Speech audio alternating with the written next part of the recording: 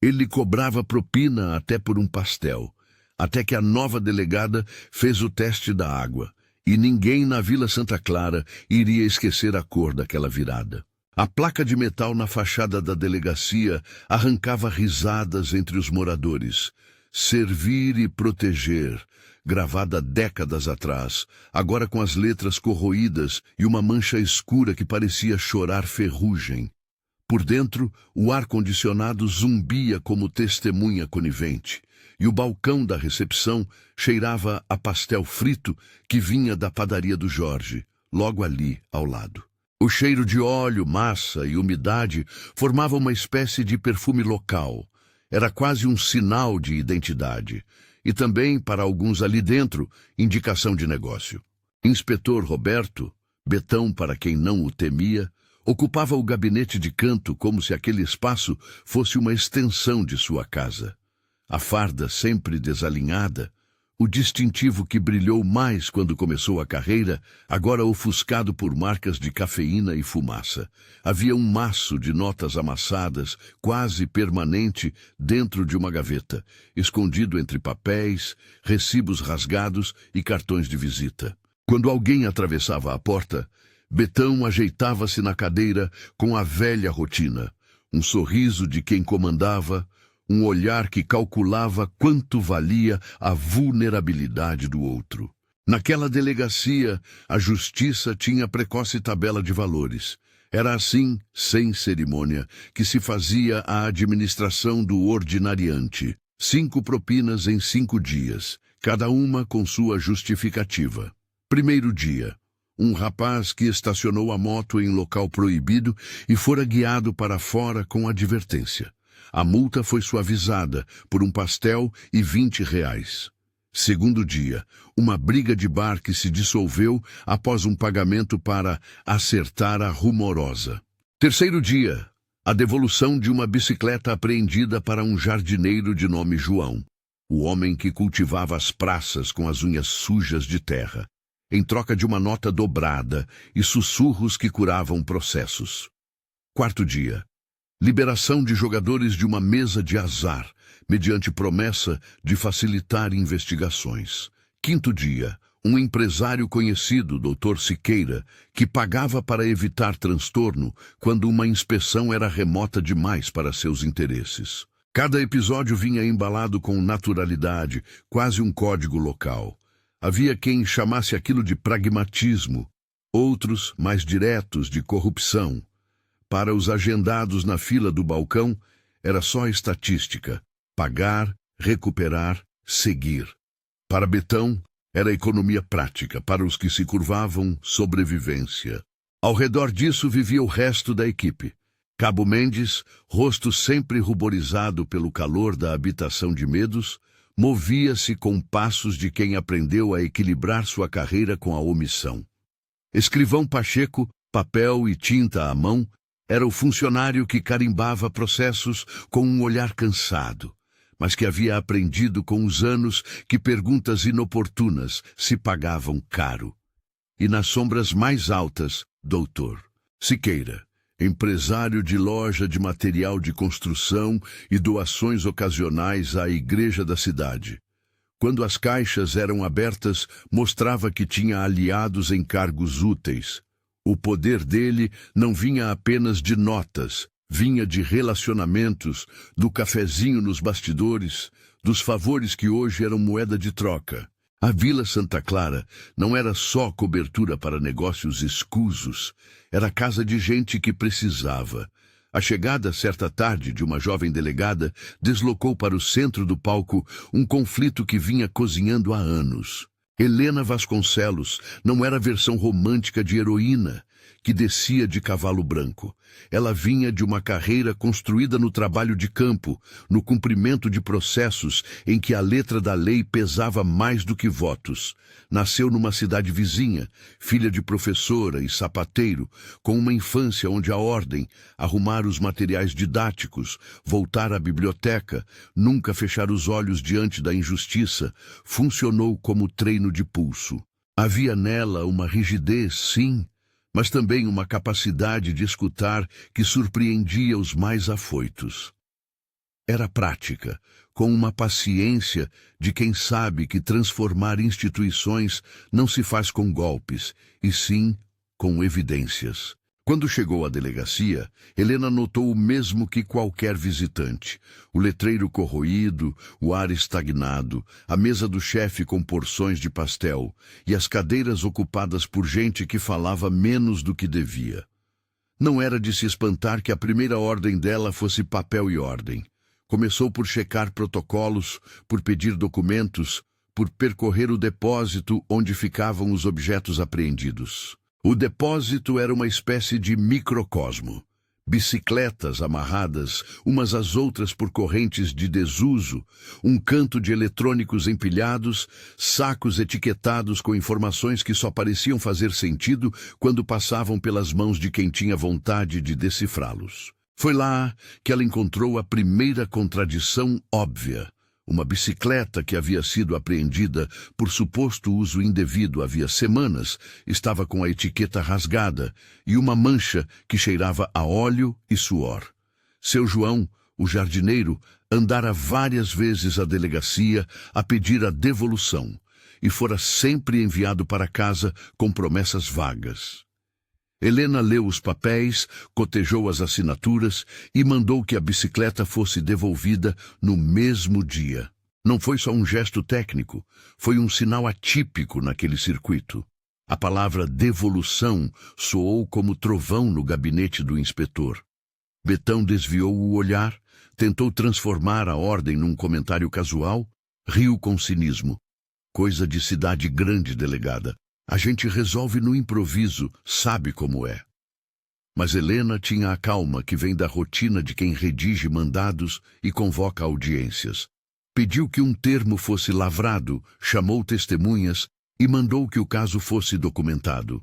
Ao devolver a bicicleta a seu João na calçada, com o suor ainda nas mãos daquele homem simples, a delegada fez mais do que devolver um objeto. Decretou que a praça tinha um direito que não passava por bilhetes dobrados em gavetas. A reação de Betão foi mais estética do que jurídica. Um sarro de derrota pública, vergonha para ele que gostava de exercer poder com leveza, humilhação por ter suas práticas expostas. O efeito sobre a equipe, porém, foi imediato. Mendes respirou com dificuldade. Pacheco começou a verificar registros, como quem tenta encontrar fendas.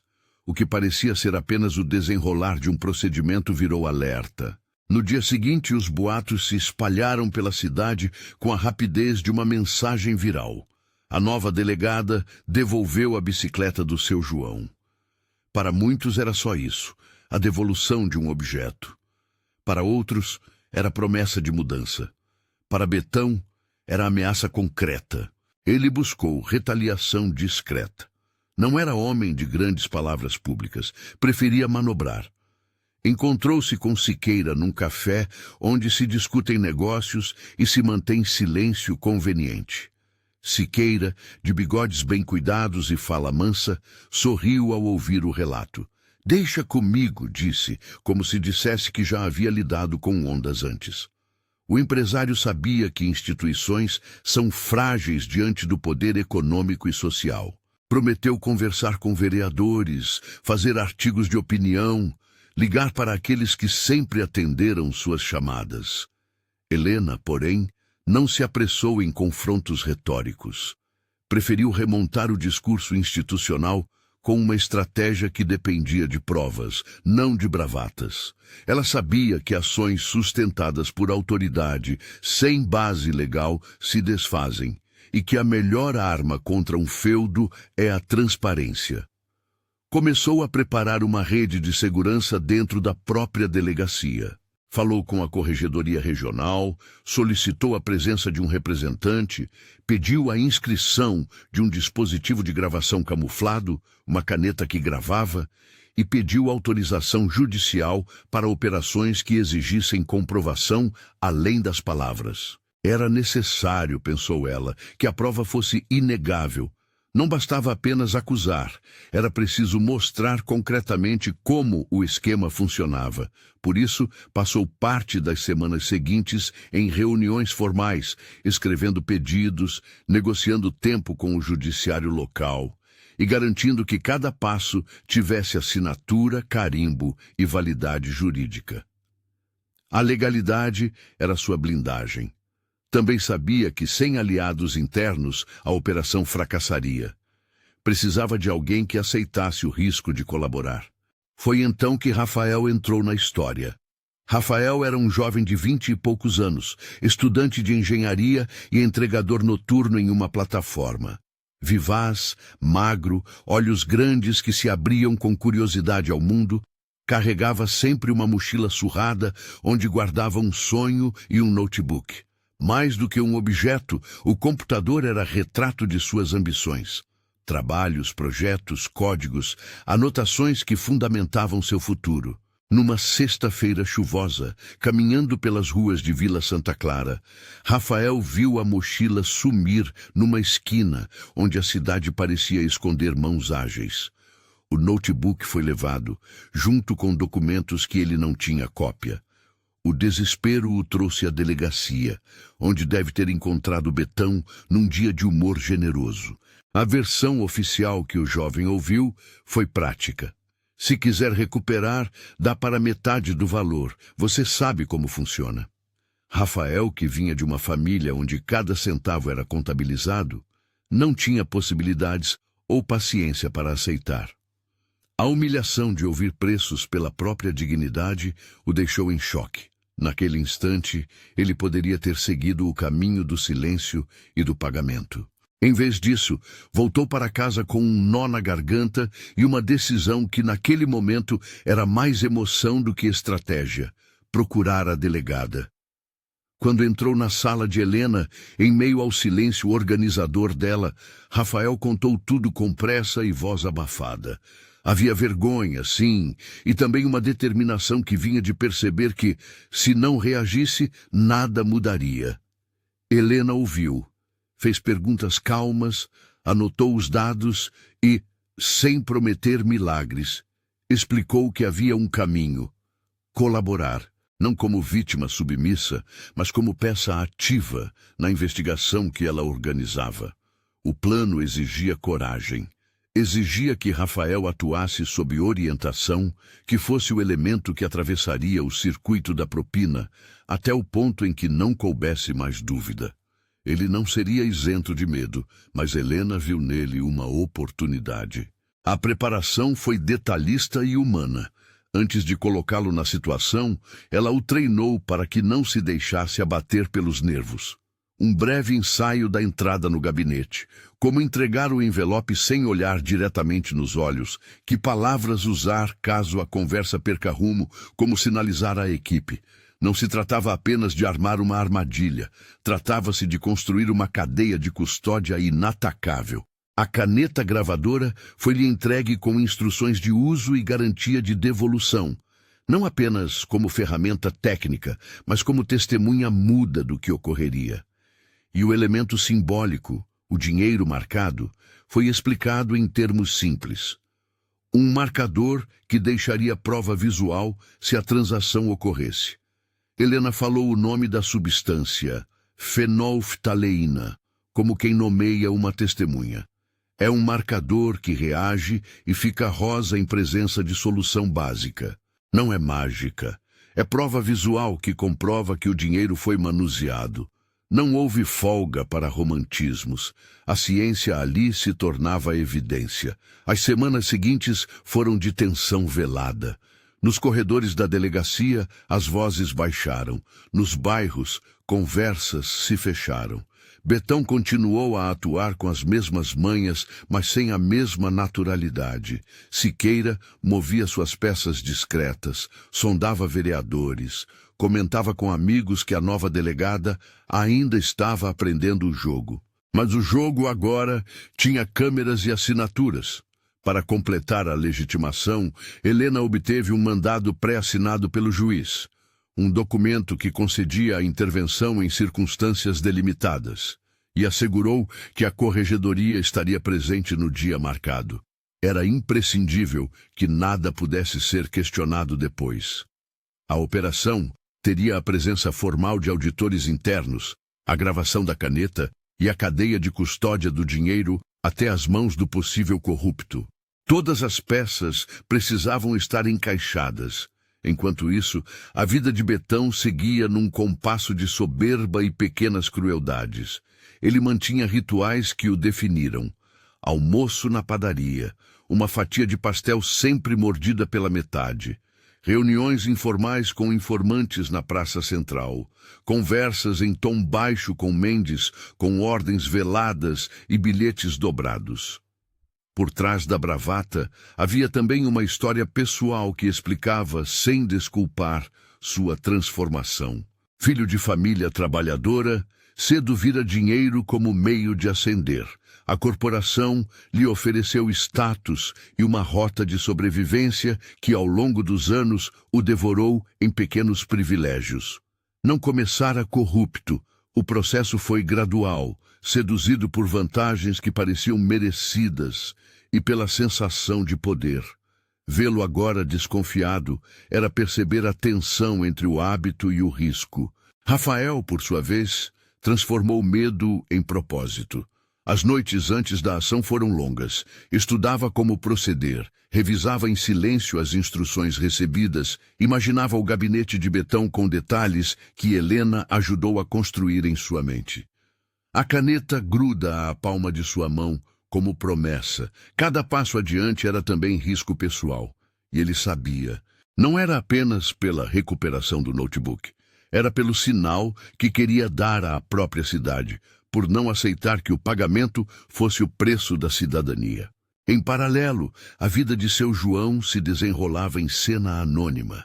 Este homem que plantava o gramado da velha escola e que assistira à devolução de sua bicicleta como um ato de restituição de dignidade, retomava suas rotinas com um sorriso discreto. Para ele, a mudança era palpável. Olhava diferente a placa Servir e Proteger, e alguns dias erguiam uma leve esperança. Em mesas de bar, moradores comentavam e discutiam. Como todo grande movimento, a mudança era medida em pequenos atos.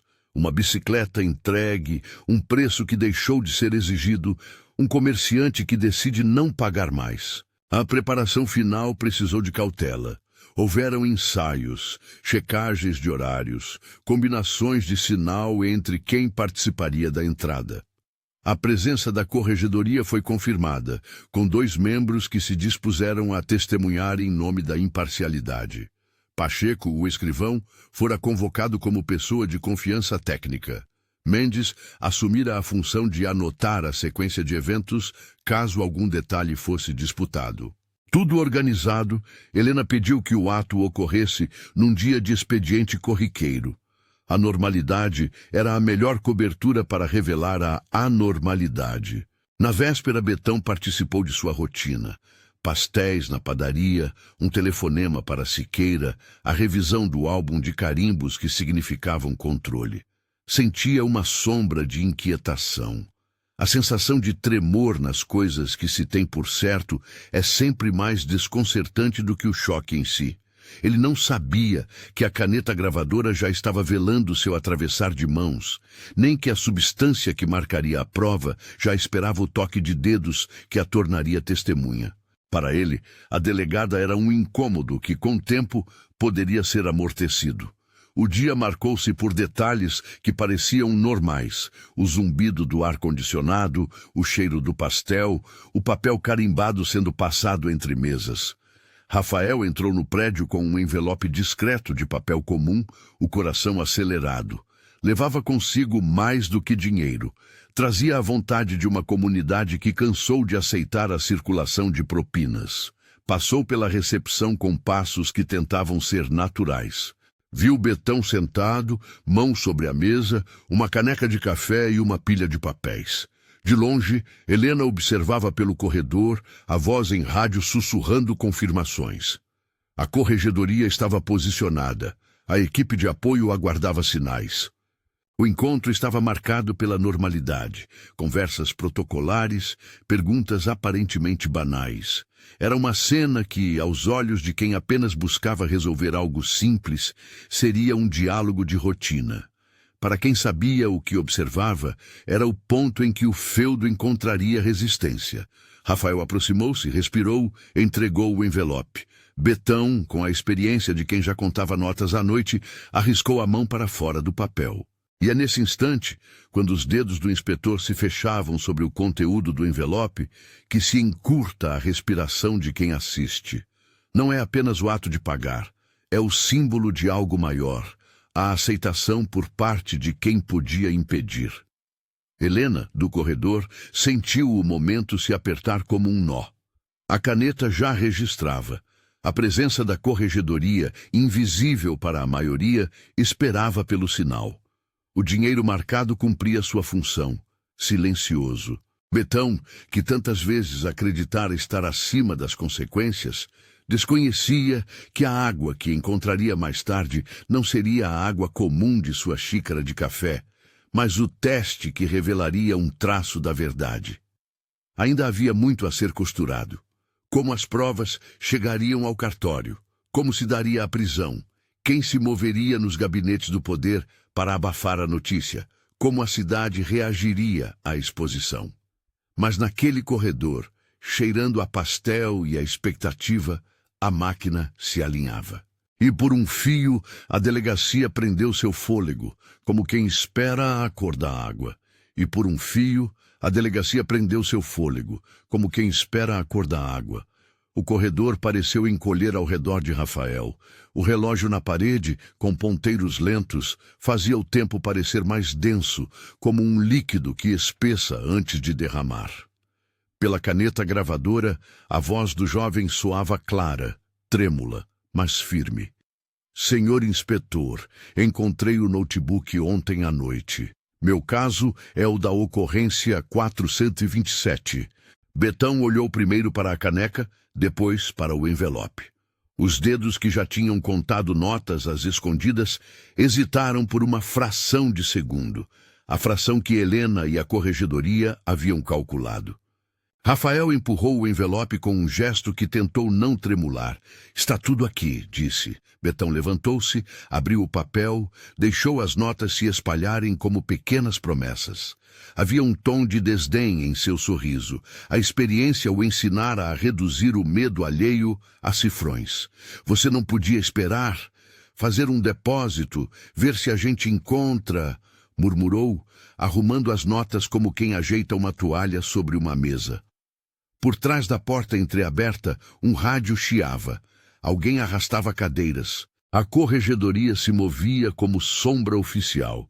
O sinal combinado veio de dentro, um simples olhar de Helena, quase imperceptível, e Mendes, na recepção, deixou cair um formulário com a mão esquerda. Era o peão do teatro. 2 agentes, até então invisíveis entre as mesas, abriram a porta do gabinete como quem entra num palco acertado por roteiro. Betão olhou para cima, ainda com o papel aberto, e a sala percebeu o instante em que o jogo mudava de regras. Senhor inspetor, estamos com a corregedoria. Está preso em flagrante por crime de concussão, disse um dos auditores, com a voz que não exigia debate. Não houve gritos, porém a força da palavra operou como corda que puxa o tapete. Betão, que tantas vezes fizera da intimidação seu primeiro recurso, buscou recuar com o mesmo movimento de quem apalpa barreiras invisíveis. Isso é uma armadilha, cuspiu, com a voz mais áspera do que costumava. Imagens de anos passaram diante de seus olhos em rápidas cenas. O primeiro salário como policial, o primeiro troféu, um pai que elogiara a farda, pequenas concessões que não pareciam crimes até virarem hábito. Helena manteve-se firme, a mão pousada na borda da mesa. Temos gravação, temos testemunhas e um mandado que legitima a intervenção. Afirmou a frase pesada e técnica que afastava o risco de qualquer versão alternativa. A caneta na bolsa de Rafael finalmente revelou sua utilidade. Ao tocar o bolso de Betão, a gravação já estava documentada, pronta para ser transcrita. Pacheco, o escrivão, aproximou-se com o termo lavrado.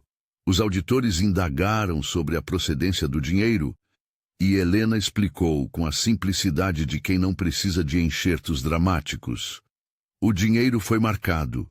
Há registro da cadeia de custódia e há membros da corregedoria dispostos a testemunhar. Ninguém poderia transformar em dúvida aquilo que já vinha assinado em cartório. Atingiu-se então o momento do teste. Não era teatralidade, era prova que se apresentava com a sobriedade de quem mostra uma fotografia. Helena solicitou ao agente que trouxesse um pequeno frasco com solução fornecida pela equipe forense. Não se falou sobre preparos, recipientes ou fórmulas. Só se disse a palavra que todos conheciam, fenolftaleína.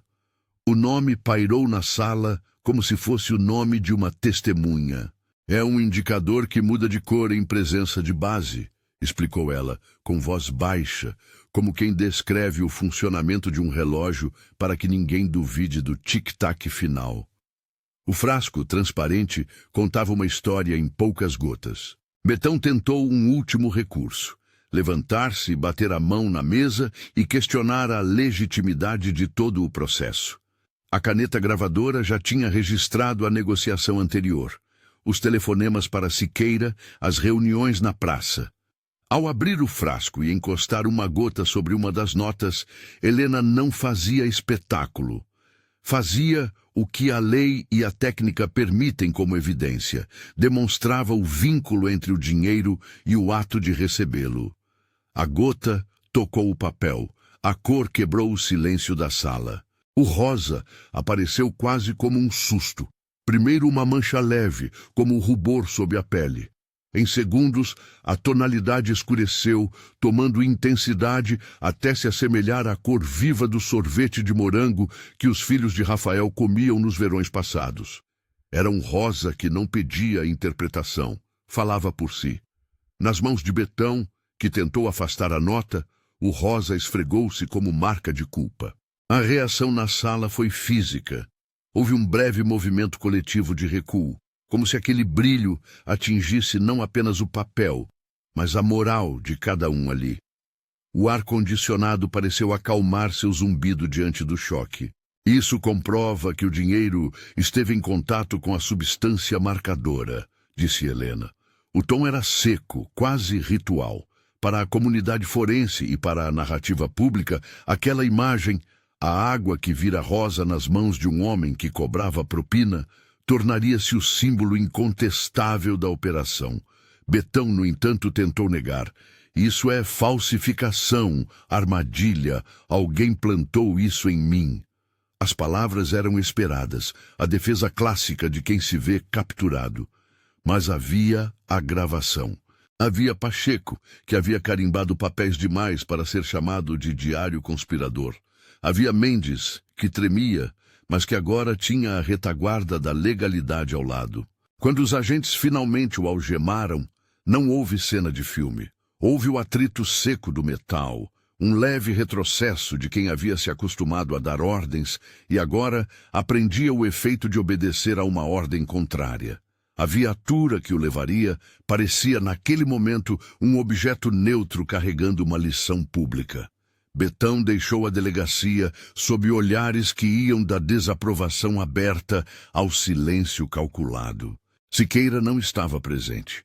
Sabia-se depois que ele recebera a notícia por telefone e que em poucos minutos suas relações políticas passaram de consolidadas a interrogadas. A cidade, que assistira a tudo pelas janelas de bares e casas, começou a comentar, como acontece, com a mesma velocidade de uma rede de conversas que encontra eco no centro da praça. A brisante gerou um efeito dominó. Jornalistas locais, já habituados às pautas de receita fácil, encontraram no episódio a matéria que lhes interessava. Prova visual, suspeito conhecido, nova delegada firme. Na manhã seguinte, a delegacia foi cenário de um vai e vem de repórteres. A foto do dinheiro com manchas rosadas rodou telefones e redes. A legenda, escrita em fontes diversas, anunciava a queda daquele que cobrava até por um pastel. Dentro do edifício, as reações foram variadas. Mendes se recolheu e nas noites seguintes passou noites em claro tentando resolver um tumulto interno de consciência. Pacheco, que por anos escreveu e reescreveu versões, viu-se obrigado a colaborar. Em entrevista à corregedoria, sob juramento, confessou omissões, detalhou pagamentos e apontou contatos. Nem todos transitaram entre a culpa e a restituição com a mesma velocidade. Alguns buscaram minimizar seus atos, outros escolheram a via da reparação apenas quando viram que a legalidade parecia não recuar. Houveram demissões, afastamentos preventivos e processos administrativos que tomaram a delegacia como uma lente para uma investigação mais ampla. Siqueira, o empresário que se alimentava de favores trocados e de silêncios bem pagos, enfrentou outro tipo de ação, a exposição pública. Não se tratou só de um processo judicial imediato. Em muitos casos, o poder econômico reage primeiro no terreno da reputação. As lojas que antes buscavam contratos com suas empresas começaram a recear a associação.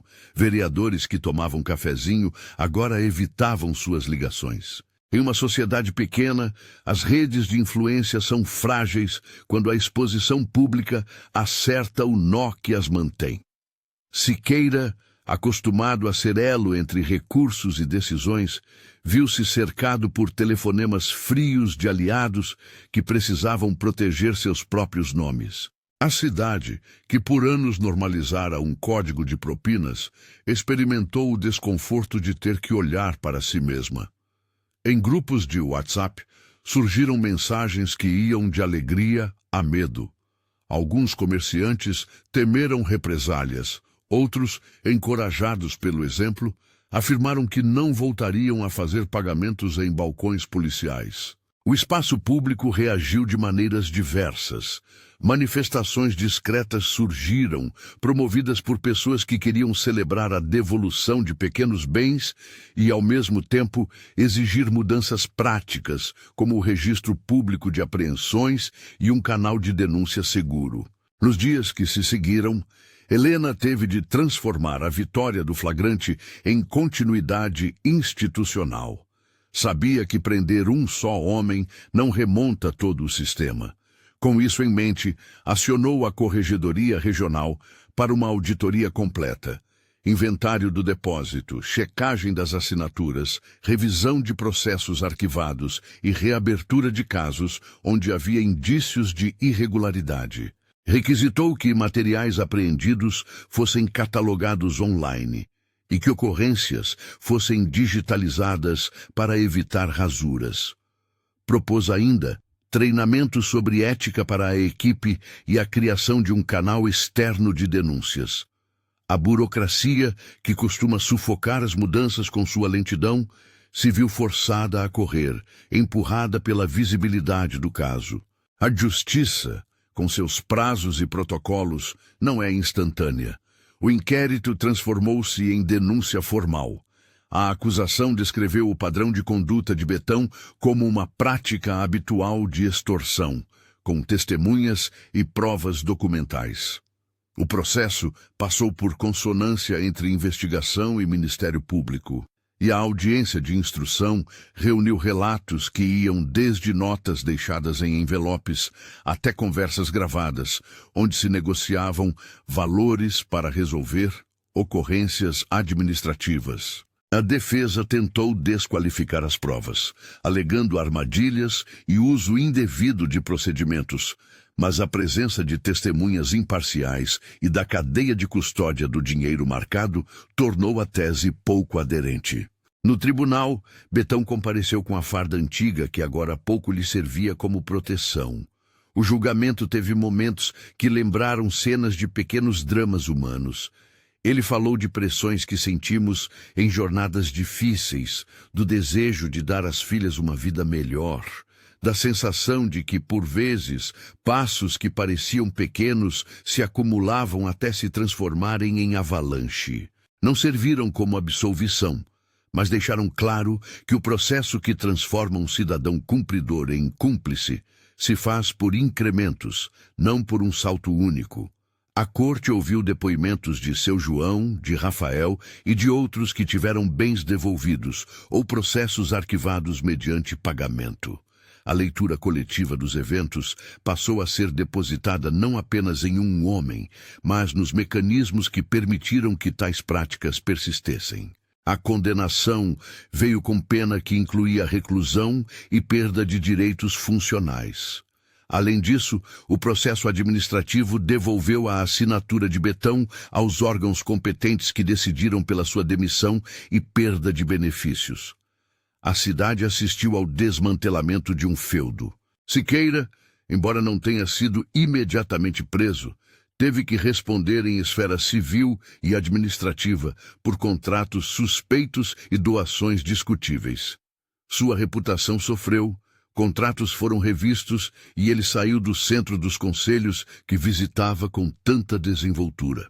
Alguns de seus bens passaram por averiguações e ele mesmo, em entrevistas constrangidas, prometeu colaborar com investigações que agora o apontavam como figura central de um esquema menos visível. Rafael viveu cada fase como se fosse parte de um amadurecimento mais amplo. A recuperação do notebook foi recompensação simbólica e prática.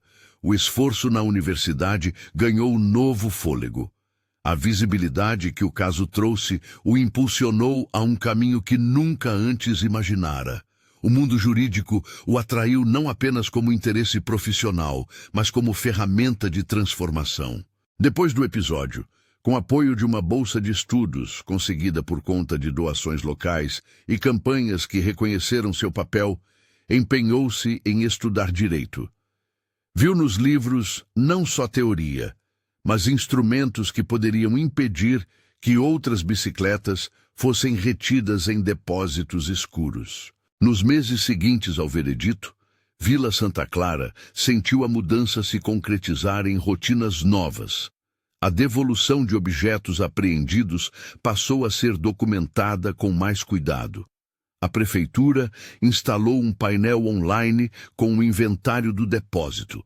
Reuniões públicas com representantes da polícia, do Ministério Público e da Corregedoria começaram a acontecer nas praças, com perguntas de cidadãos que antes preferiam não aparecer. A confiança voltou devagarinho, como se estivesse se reconstruindo com cimento e pequenas pedras.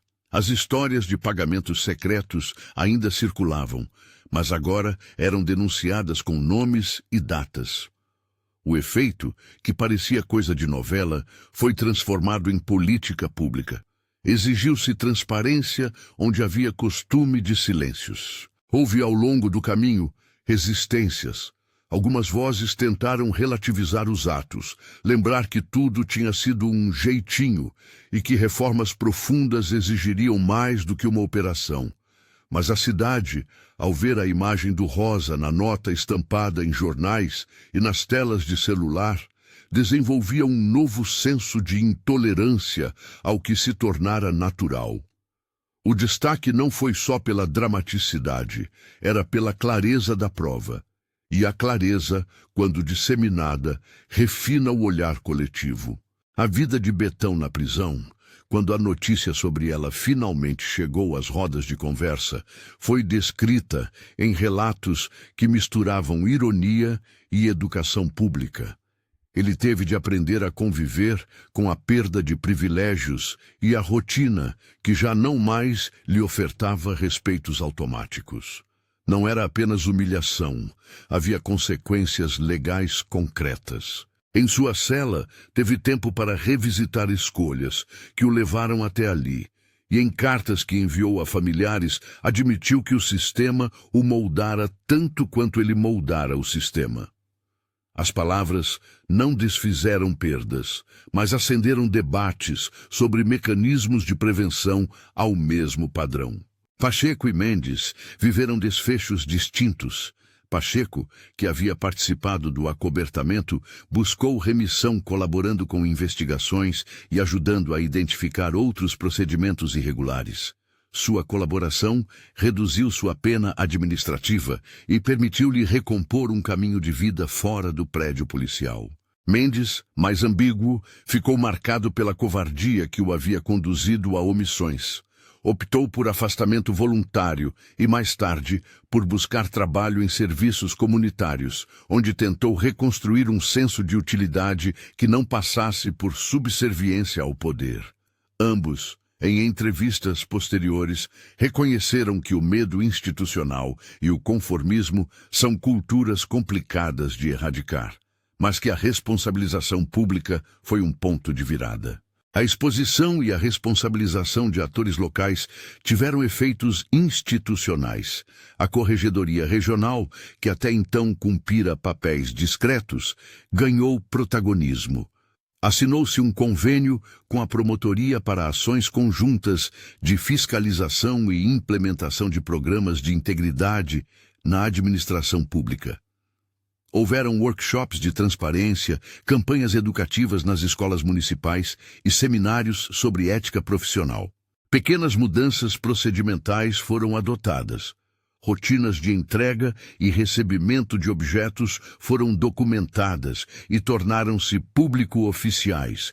Mecanismos de prestação de contas foram criados e uma comissão local de acompanhamento foi instalada com membros da sociedade civil.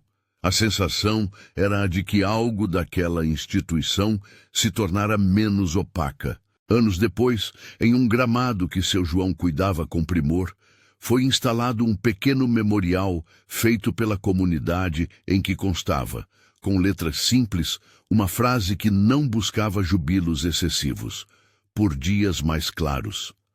Não era celebração dramática, era reconhecimento de um itinerário de reconstrução.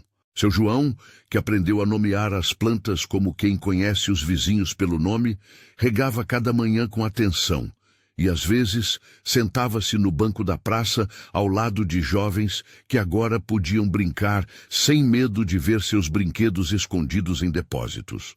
Para ele, a moral não se traduzia em arruaça, mas em restituição cotidiana. Rafael, formado em Direito, tornou-se advogado com foco em defesa do consumidor e em ações coletivas contra práticas corruptas. Não virou um herói solitário. Montou escritório com outros colegas de causa e passou a dar palestras sobre cidadania e mecanismos de denúncia. No discurso de sua colação de grau, usou a imagem que nunca o deixara. Houve um dia em que a água ficou rosa, e a cidade entendeu que a clareza é uma arma, disse, propondo que a metáfora do teste fosse lembrada sempre que as instituições precisassem de luz. A plateia aplaudiu, e em rostos como os de seu João havia lágrimas discretas de quem viu no jovem o símbolo de uma nova geração. Helena seguiu sua carreira com avaliações positivas. Não se tornou figura mítica, continuou sendo uma funcionária pública que acreditava na prova, no procedimento e na paciência. Recebeu elogios formais e foi convidada a coordenar programas de integridade em outras delegacias, mas recusou a ideia de transformar o episódio em bandeira pessoal. Em conversas com colegas, lembrava que a operação só funciona quando a legalidade é a base, e não os fins. Não é sobre dourar a imagem de ninguém, dizia, é sobre tornar o sistema menos hospedeiro da corrupção. Sua postura ganhou respeito e, ao mesmo tempo, despertou novos problemas. Alguns colegas a acusaram de excesso formalista, outros de ser lenta demais. Ela, no entanto, sempre respondeu com a mesma paciência de quem sabe que mudar rotinas é tarefa de longo prazo. Siqueira, ao perder contratos e prestígio, investiu em reparar sua imagem por outros caminhos. Doações públicas transparentes, reuniões com associações locais e até um pedido de desculpas que soou mais prático do que emotivo. Sua queda não foi uma ruína completa. O capital social que havia adquirido ao longo de anos lhe permitiu negociar saídas que implicaram prejuízo econômico e perda de influência, mas não ostracismo absoluto. Havia, contudo, perda simbólica. Não mais era a presença óbvia nos bastidores. As portas que antes se abririam com um largo sorriso, agora se mantinham entreabertas e observadas. A cidade, por seus turnos, aprendeu a relacionar o termo testemunha, não apenas a seres humanos, mas a fatos concretos. O frasco com fenolftaleína, a caneta gravadora e as imagens do dinheiro manchado funcionaram como objetos que tornaram perceptível o que antes se escondia em procedimentos. Em escolas, professores usaram a história como estudo sobre cidadania. Em rodas de conversa, debates sobre ética ganharam novo fôlego. E a placa Servir e Proteger, que antes fora motivo de mofa, foi finalmente restaurada com a colaboração da prefeitura, agora limpa e lustrada, mas lembrando a todos que a promessa escrita na placa exige vigilância constante. A reconstrução deixou, todavia, lições cruas. A responsabilidade individual nunca é suficiente se não houver mudanças estruturais. Expectativas de justiça precisam ser acompanhadas por instrumentos práticos. O medo institucional produz conivência. O que o episódio da Água Rosa demonstrou foi que, combinando provas técnicas, determinação legal e a coragem de cidadãos comuns, era possível romper circuitos que pareciam imutáveis. Num episódio final, menos midiático, mas igualmente simbólico, aconteceu uma cerimônia na Praça Central. Ali, Helena, Rafael, seu João, Mendes e Pacheco estiveram presentes. A comunidade aplaudiu em reconhecimento não a uma figura, mas ao empenho coletivo. Havia no ar um perfume de pastel que lembrava o tempo anterior. Agora cheirando não à conivência, mas à vida que volta ao normal com novas regras. Rafael falou em nome de muitos, não para se exaltar, mas para reforçar que a luta pela justiça é cotidiana, feita de pequenos atos que, somados, mudam destinos. Quando, ao fim do dia, o sol caiu sobre a Vila Santa Clara, as sombras alongadas nas calçadas pareciam menos densas. Havia, nos passos dos moradores, a leveza de quem entende que a cidade pode ser recém-recuperada, mas que exige vigilância. Para algumas pessoas, a história ficou como lição. Quando instituições se blindam com evidências e cidadãos participam, o sistema responde. Para outras foi aviso. A complacência tem custo. E quanto a Betão, cuja queda se tornou lição pública, não há redenção fácil para atos que construíram uma carreira de vantagens clandestinas. Houveram tentativas de reconstrução por parte dele, cartas, arrependimentos tardios, pedidos de perdão. A justiça humana, no entanto, também serve para marcar limites e promover responsabilização. Em cadeias e audiências, restou a certeza de que escolhas têm consequências.